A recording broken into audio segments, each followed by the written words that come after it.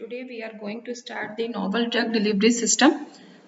So first topic is introduction to novel drug delivery system. Novel drug delivery system या इसको हम NDDS भी बोल सकते हैं. नोवल ड्रग डिलीवरी का इंट्रोडक्शन पहले. So first of all, we should know what is drug delivery. Drug delivery modes are essentially involved in the development of controlled or site-specific discipline or of vital importance in modern medicine and healthcare discipline. तो आजकल जो भी medicines modern medicines हैं या जो भी health care हैं उसमें हमें नए नए सिस्टम डेवलप करने पड़ रहे हैं for the development of control and specific drug delivery.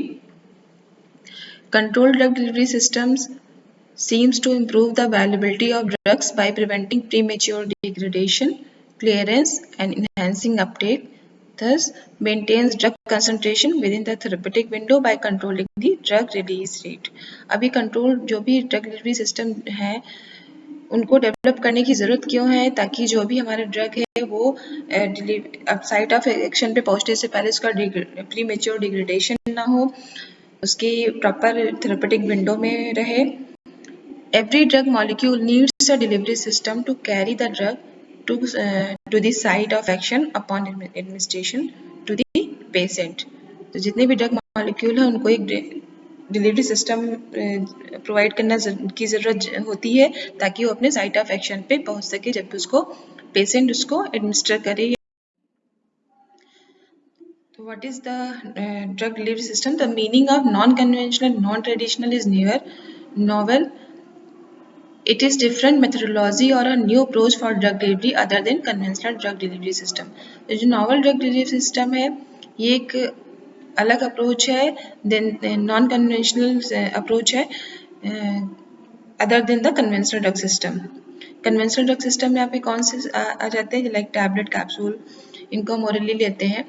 A novel drug delivery system referred as a fresh approach that combines inventive development, formulation, new technologies, novel methodology for supplying pharmaceutical mixtures in the body as required to the safety achieve its anticipated pharmacological effects. So novel drug delivery system जो है एक ऐसी approach है जिसके through हम जिसका जो भी डेवलपमेंट है फार्मूलेशन है नई टेक्नोलॉजी इसलिए करी गई है ताकि जो है ड्रग की सेफ्टी को इम्प्रूव किया जा सके और उसका अच्छे से अच्छा फार्माकोलॉजिकल इफेक्ट हो. It may include scientific site targeting within the body, improves drug potency, control drug discharge with extended pharmacological effects. इसमें जो भी ड्रग की है उसकी पोटेंसी को बढ़ाया जा सकता है, ड्रग की डिस्चार्ज को ड्रग के साइट ऑफ एक्शन पे ड्रग का जो भी रिलीज है उसको कंट्रोल किया जा सकता है, फार्माकोलॉजिकल इफेक्ट्स को बढ़ाया जा सकता है. Delivery of the drugs can be achieved using appropriately developed dosage form, including tablets, capsules, creams, and ointments, etc.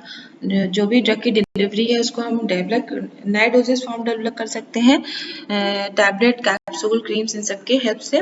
Most of these conventional drug delivery systems are known to provide immediate release to the drug with little or no control over the delivery rate. To achieve and maintain therapeutic effect, plasma concentration, several doses are needed daily, which may cause fluctuation in plasma level. तो क्या होता है कि जब भी हम किसी जो भी हमारी कन्वेंशनल ड्रग डिलीवरी सिस्टम है उसको मेंटेन करने उसको लेने उसको बॉडी में जो भी हमारा इफेक्टिव कंसंट्रेशन उसको मेंटेन करने के लिए बहुत सारी डोजेज लेना पड़ सकता है. इसीलिए ये नोवल ड्रग डिलीवरी सिस्टम को बनाया गया है ताकि जो है ये प्लाज्मा लेवल में फ्लक्चुएशन ना है, बार बार ड्रग लेने की जरूरत ना पड़े. Because of this fluctuation in the drug plasma level, the drug level could fall below the minimum therapeutic concentration or may exceed the minimum toxic concentration.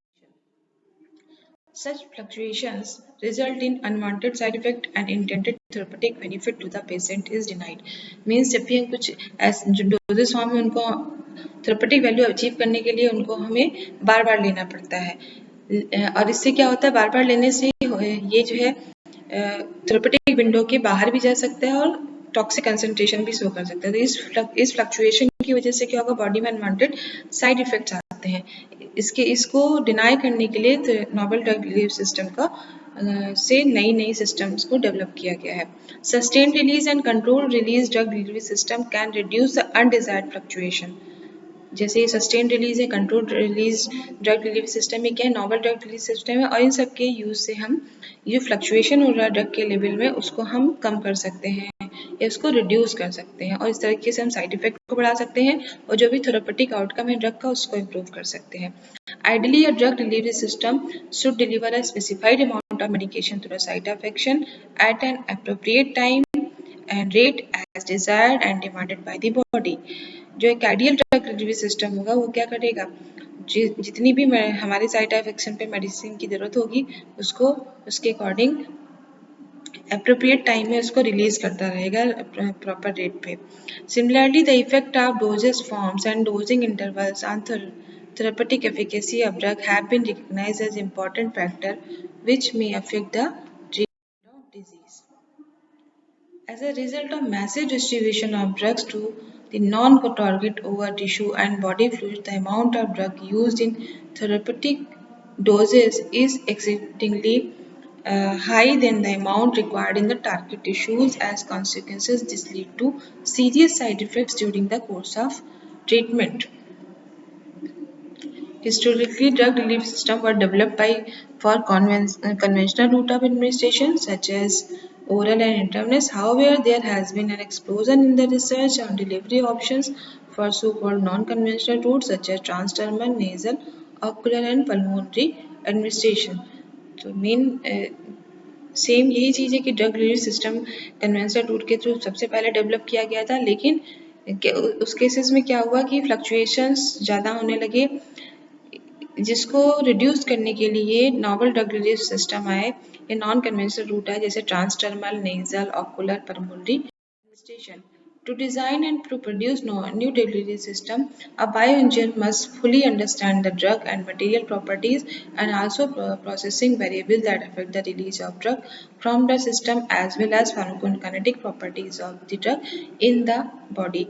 तो इस novel drug delivery system के लिए जो भी हमारा ड्रग मॉलिक्यूल होगा उसको जिस मटेरियल में हमसे हम डिलीवर करेंगे, जिस मटेरियल में इनकॉर्पोरेट करके डिलीवर करेंगे, उसके बारे में जो भी बायोइंजीनियर उसको डेवलप करने वाला होगा उसको प्रॉपर इन्फॉर्मेशन होनी चाहिए, और जो भी वेरिएबल्स आए इसको ड्रग को रिलीज होने के टाइम या जो ड्रग की फार्माकोकाइनेटिक प्रॉपर्टीज हो बॉडी में उसके बारे में प्रॉपर नॉलेज होनी चाहिए।